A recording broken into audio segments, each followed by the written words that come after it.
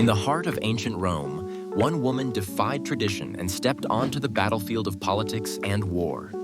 Fulvia, a woman of ambition and strategy, became a key player in the power struggles of the late Roman Republic. At a time when women were expected to remain in the shadows, she wielded influence like few others, standing alongside the most powerful men of her time.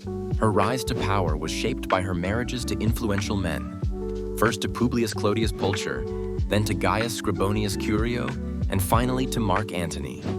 Each marriage brought her deeper into the political arena, where she fought fiercely for her family's interests. But Fulvia was not just a political wife. She was a force of her own, using her sharp intellect and unrelenting will to shape the course of history. When tensions erupted between Mark Antony and Octavian, Fulvia took matters into her own hands. In 41 BC, she raised an army of 8 legions alongside Lucius Antonius, Mark Antony's brother, in a desperate bid to challenge Octavian's growing power. She marched with her children at her side, a rare sight in Rome's history. A woman not just influencing politics, but commanding troops in battle. The conflict, known as the Perusine War, became a brutal test of Fulvia's resolve. At first, her forces managed to seize Rome, but Octavian's legions responded swiftly, forcing Fulvia and Lucius to retreat to the fortified city of Perusia. There, they endured a grueling siege, cut off from supplies and reinforcements. Despite her fierce determination, starvation and desperation took their toll, and she was ultimately forced to surrender. Though defeated, Fulvia had already changed history. She was one of the first women to actively participate in military strategy and command, defying the deeply ingrained expectations of Roman society.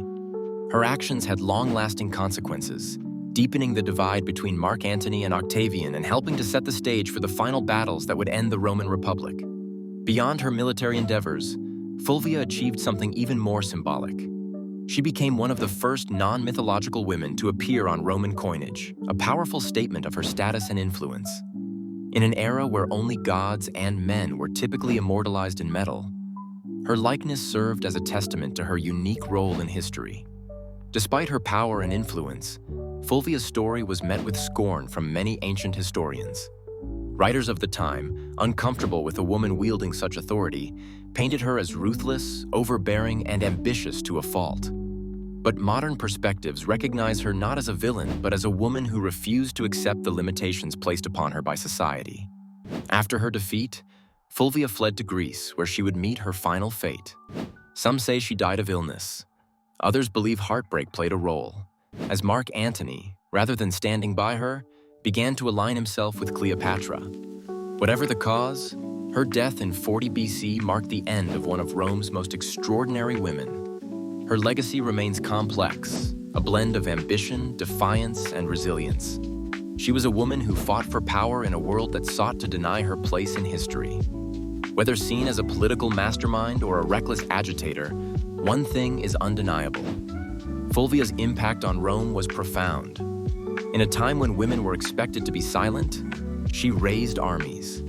In an era where men controlled the fate of the empire, she fought to shape it. Fulvia's story is one of courage and defiance, a reminder that even in the most rigid of societies, there are those who dare to break the mold and carve their own path through history.